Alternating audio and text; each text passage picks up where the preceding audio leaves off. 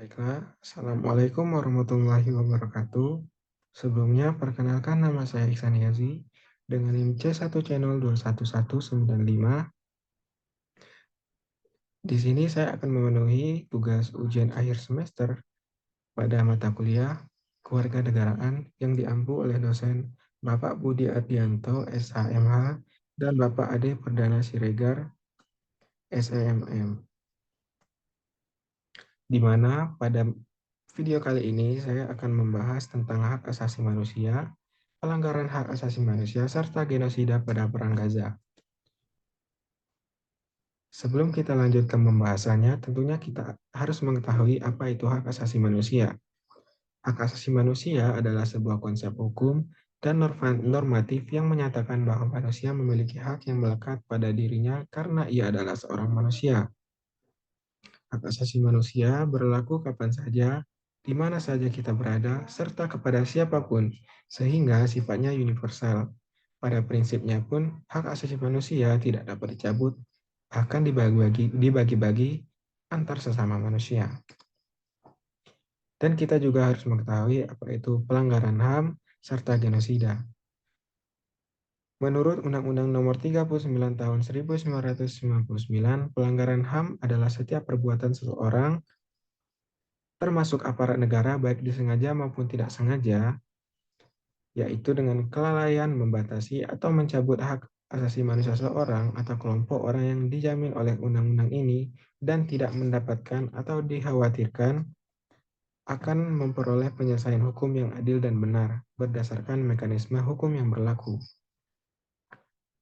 Genosida. Apa itu genosida? Dalam pasal 8 Undang-Undang Nomor 26 Tahun 2000 tentang Pengadilan Hak Asasi Manusia, disebutkan bahwa kejahatan genosida adalah segala bentuk perbuatan yang dilakukan dengan maksud menghancurkan atau memusnahkan seluruh atau sebagian kelompok bangsa, ras, kelompok etnis, dan kelompok agama. Kita lanjut kepada awal mula Perang Palestina dan Israel di Gaza. Para pemimpin Yahudi menerima rencana PBB, tetapi banyak orang Palestina menentangnya, khususnya mereka yang melawan kepentingan Inggris di kawasan itu selama beberapa dekade. Pada tahun 1949, Inggris menarik diri dari Palestina serta Israel mendeklarasikan dirinya sebagai negara yang merdeka. Kala itu, warga Palestina merasa keberatan dan negara-negara Arab dimobilisasi untuk mencegah pembentukan negara Israel. Kejadian itu menyebabkan Perang Arab-Israel pada tahun 1948. Ketika perang berakhir, Israel sudah menguasai sebagian besar wilayah kekuasaan Inggris, termasuk menguasai sebagian besar wilayah Yerusalem, sementara Yordania menguasai tepi barat dan Mesir menguasai Gaza. Menurut PBB, lebih dari setengah populasi Arab Palestina melarikan diri dan diusir bahkan dari negaranya sendiri. Tidak berhenti sampai di situ. Perang dan konflik terus terjadi tepat di tahun 1967 atau dikenal sebagai Perang 6 Hari. Di situ, perang dan konflik terus terjadi. Israel kembali merebut jalur Gaza dan semenanjung Sinai dari Mesir. Mereka pun juga merebut dataran tinggi Golan dari Suriah, serta merebut tepi barat dan Yerusalem timur dari Yordania. Alasannya adalah agresi Arab di perbatasan daerah tersebut. Kendati demikian, Israel pun menawarkan diri untuk mengembalikan wilayah yang sudah mereka rebut itu dengan imbalan Arab harus mengakui hak Israel untuk hidup serta memberikan jaminan atas serangan di masa depan. Namun, tawaran itu ditolak oleh pemimpin Arab dan hanya Mesir yang akan menunaikannya kembali semenanjung Sinai dengan tawaran pengakuan diplomatik penuh atas Israel. Pendudukan Israel yang terus berlanjut di wilayah orang Palestina ini telah menyebabkan konflik dan kekerasan selama beberapa dekade. Yang hingga saat ini kita ketahui, informasi dari Kementerian Kesehatan Gaza yang dikelola Hamas pada pertanggal hari Selasa, tanggal 16/1/2024 mengatakan perang Israel sejak 7 Oktober 2023 telah menewaskan setidaknya 24.285 orang di wilayah kantong Palestina tersebut. Kementerian Kesehatan Gaza pun juga mengatakan setidaknya 75% dari para korban tewas itu adalah anak-anak, perempuan, dan orang tua. Baiklah, di sini kita lanjut kepada kasus pelanggaran HAM yang dilakukan oleh Israel terhadap Gaza atau orang Palestina pada Perang Gaza. Yang pertama adalah banyaknya serangan. Sebelumnya bisa Anda lihat ada beberapa artikel yang saya screenshot. Pelanggaran HAM di Gaza ini mencakup berbagai bentuk tindakan yang merugikan hak-hak fundamental pada manusia. Yang pertama di antaranya banyaknya serangan terhadap warga sipil. Banyaknya serangan militer Israel yang mengenai area pemukiman warga sipil, sekolah, serta rumah sakit yang seharusnya dilindungi berdasarkan hukum humaniter internasional.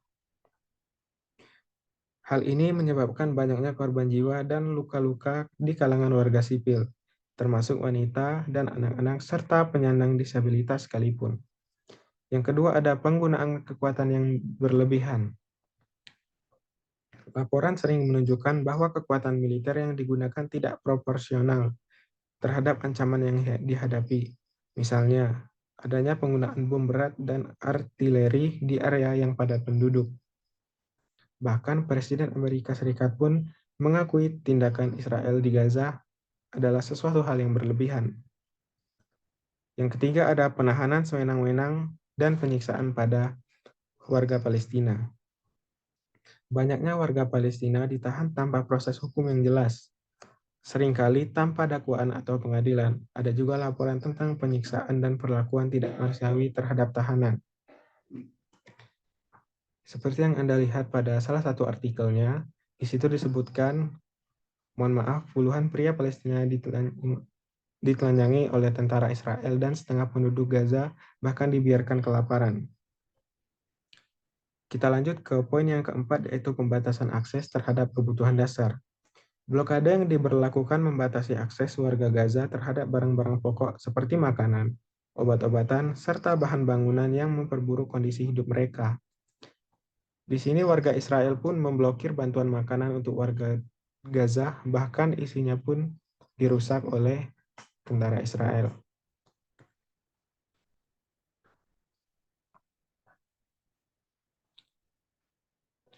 Kita lanjut ke tindakan genosida. Tindakan genosida dan kekerasan yang dilakukan Israel terhadap bangsa Palestina sudah berlangsung sejak lama. Seperti yang kita ketahui, yakni pada tahun 1948 yang tadi sudah saya sebutkan. Sepertinya kala itu Israel mengumumkan pendirian negaranya atas dasar perjanjian Balfour yang dibuat pada tahun 1917. Setelahnya, serangan demi serangan terus digencarkan oleh Israel kepada rakyat Palestina. Dirangkum dari laman Word 101, berikut ini rentetan peristiwa penyerangan secara kronologisnya. Pada tanggal 5-10 Juni pada tahun 1967, Israel dan beberapa negara Arab berperang selama 6 hari. Dalam peristiwa ini, Israel memperoleh kemenangan. Pada tanggal 3 Oktober 1973 pun, peperangan bangsa Arab terjadi karena Mesir dan Suriah berupaya merebut kembali semenanjung Sinai dan dataran tinggi Golan yang diduduki Israel. Selanjutnya pada tanggal 1 Desember 1967, adanya pemberontakan pertama yang terjadi di mana Palestina menyerang Israel. Berikutnya ada pada tanggal 28 September pada tahun 2000, Intifada kedua terjadi sebagai bentuk perlawanan Palestina terhadap Israel. Selanjutnya, pada tahun 2008, Israel menyerang jalur Gaza menggunakan ratusan roket. Pada tahun 2021, Israel terlibat konflik dengan Hamas karena penggusuran warga Palestina di Yerusalem Timur dan bentrokan di Masjid Aqsa. Serta yang terakhir ada pada tanggal 7 Oktober 2023, konflik antara Israel dan Palestina pun kembali memanas, serta berlanjut pada penyerangan tiada henti pada tentara Israel. Seperti yang kita ketahui, genosida tadi didefinisikan sebagai tindakan yang dilakukan dengan niat untuk menghancurkan seluruh atau sebagian kelompok nasional, etnis, ras, atau agama tertentu. Dalam konteks Gaza, tindakan Israel ini akan dibenarkan apabila ada niat atau bukti. Yang pertama, niat atau bukti.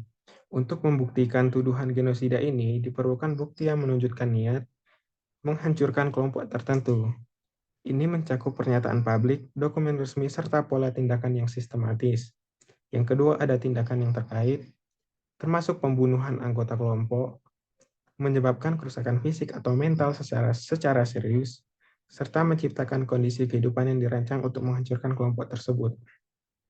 Serta yang terakhir, jika genosida terbukti, pelaku pun dapat diadili di Pengadilan Kriminal Internasional atau ICC, dan tuduhan ini juga dapat memicu respon internasional yang lebih kuat, termasuk intervensi kemanusiaan.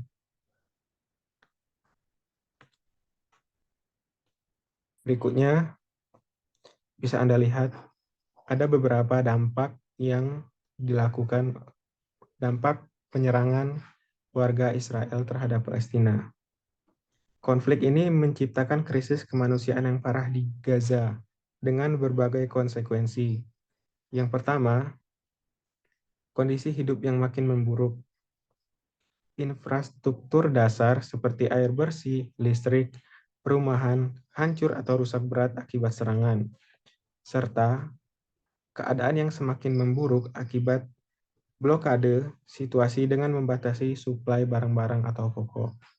Seperti yang kita ketahui tadi, tindakan Israel yang memblokade bahan makanan agar warga Palestina tetap kelaparan. Yang kedua adalah kesehatan dan pendidikan. Sistem kesehatan kolaps dengan rumah sakit kekurangan peralatan medis dan obat-obatan. Tentara Israel tidak hanya memblokir bahan makanan serta bahan pangan, namun ia juga memblokir peralatan medis dan obat-obatan, serta akses pendidikan, sehingga sekolah seringkali tidak berfungsi atau rusak, yang dapat mengakibatkan menghambat akses anak-anak terhadap pendidikan. Yang ketiga, dengan adanya peristiwa perang ini, tingkat pengangguran dan kemiskinan semakin meningkat. Blokade ekonomi pun juga menyebabkan tingkat pengangguran yang tinggi, kemiskinan semakin meluas, dan ketergantungan pada bantuan internasional meningkat. Mungkin ada beberapa dukungan yang dapat pemerintah Indonesia lakukan terhadap kasus pelanggaran HAM dan genosida di Gaza ini, yaitu dengan memberikan dukungan yang kuat terhadap kasus pelanggaran HAM dan genosida di Gaza melalui diplomasi aktif dengan menggalang dukungan internasional untuk mengecam pelanggaran tersebut serta mendorong dialog perdamaian. Selain itu, Indonesia bisa memberikan bantuan kemanusiaan berupa obat-obatan, makanan, dan bantuan medis kepada korban konflik di Gaza, serta meningkatkan kesadaran masyarakat melalui edukasi dan kampanye media sosial. Misalnya, yang sedang hangat saat ini yaitu dengan melakukan boikot terhadap produk-produk buatan Israel. Dukungan dalam bentuk penggalangan dana pun dari masyarakat dan kerjasama dengan organisasi internasional seperti PBB juga penting untuk memperjuangkan keadilan bagi korban konflik tersebut, serta mendukung rekonstruksi infrastruktur yang rusak di Gaza untuk membantu memulihkan kondisi masyarakat yang terkena dampak. Demikianlah penjelasan saya. Saya akhiri. Wassalamualaikum warahmatullahi wabarakatuh.